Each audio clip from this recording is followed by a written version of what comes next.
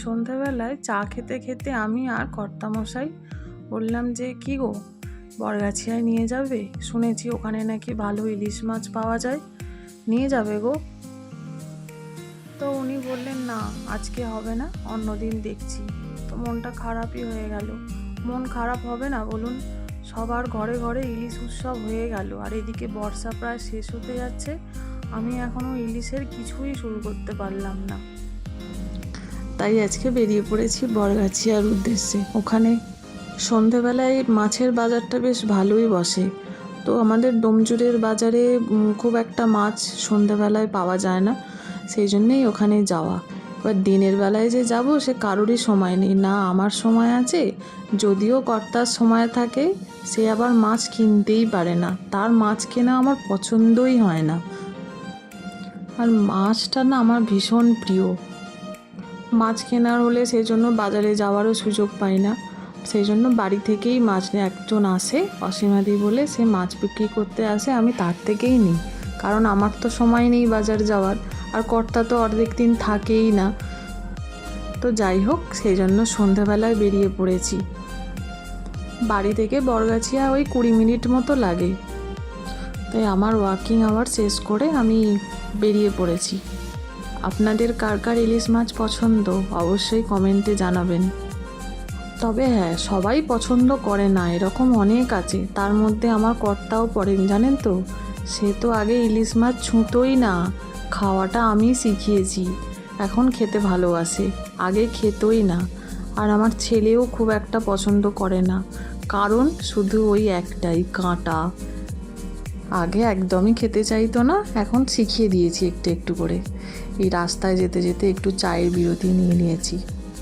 রাস্তার ধারে ছোট্ট একটা দোকান, কিন্তু এইখানে চা আর সিঙ্গারাটা না অপূর্ব টেস্ট।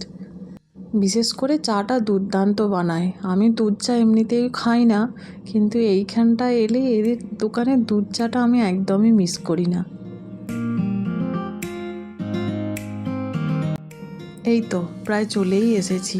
আমাদের ডোমজুর বাজারের মতো বরগাছিয়া বাজারও না সব সময় ক্রাউড থাকে। গাড়িটা যে কোথায় পার্ক করে রাখা হবে খুব চিন্তার বিষয়। দেখা যাক কোথায় রাখেন।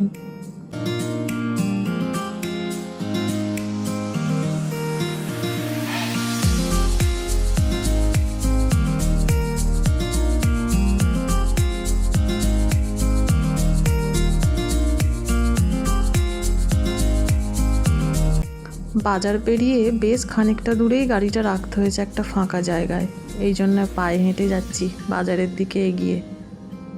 একটু চিন্তিতও ছিলাম যে আদৌ পাবো তো, যে জন্য এলাম, ইলিশ মাছ আদৌ পাওয়া যাবে তো। যেহেতু বাজারটা পেরিয়ে গাড়িটা রাখতে গেছি, না দেখলাম না অনেকজনই বসেছে। দেখে তো আমি জাস্ট এক্সাইটেড হয়ে গেছিলাম, দেখি এবার কীরকম পাই।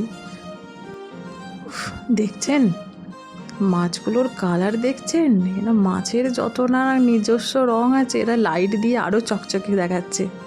যাক, অনেকজনের কাছেই ছিল, মানে ম্যাক্সিমামটাই দেখলাম সবাই ইলিশ মাছই বিক্রি করছে। সাইজটাও ভালোই ছিল, কারোর কাছে দেখলাম না যে ছোট সাইজ আছে, সব ওই 1 কেজি 2 কেজি সাইজেরই মাছ। দামটাও সেরকম 2-2.5 হাজারের নিচে নেই। এত দাম দিয়ে মাছ খেতে বড্ড গায়েও লাগে সত্যি বাবা।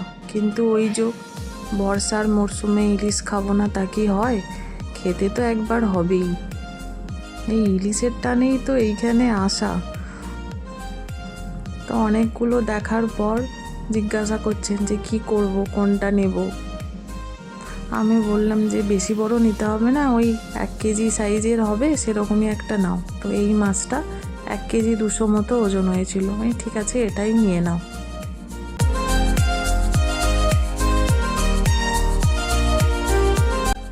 মাছটা কেটে দিতে বললাম, কারণ ওদের মতো মাছ আমিও ভালো কাটতে পারবো না।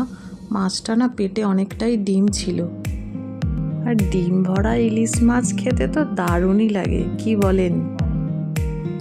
ছোট ছোটই পিস করে দিতে বলেছিলাম, যাতে একটা মাছ দিয়েই মোটামুটি 2-3 রকমের পদ বানাতে পারি।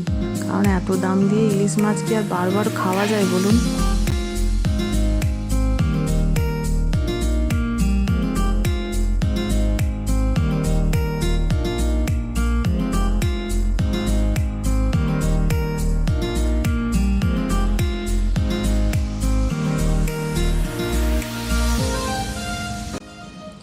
কাটা হয়ে গেছে, নিয়ে নিচ্ছি। পাশে আবার চিংড়ি মাছও ছিল, পমফ্রেটও ছিল, কিন্তু চিংড়ি মাছটা দেখে আর নিজেকে সামলাতে পারলাম না। একটু কিনে দাও না গো বললাম, বলে তো নিয়ে নিলাম, অল্প একটু চিংড়ি মাছও নিয়ে নিলাম।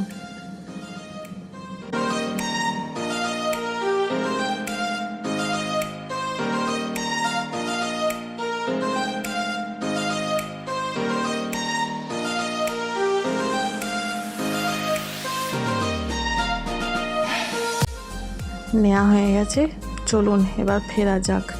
ইলিশ মাছের কি পদ রান্না করলাম অবশ্যই শেয়ার করব, দেখবেন কিন্তু। আর এই ভিডিওটা কেমন লাগলো অবশ্যই জানাবেন। ভালো লাগলে একটা লাইক, শেয়ার, কমেন্ট করবেন।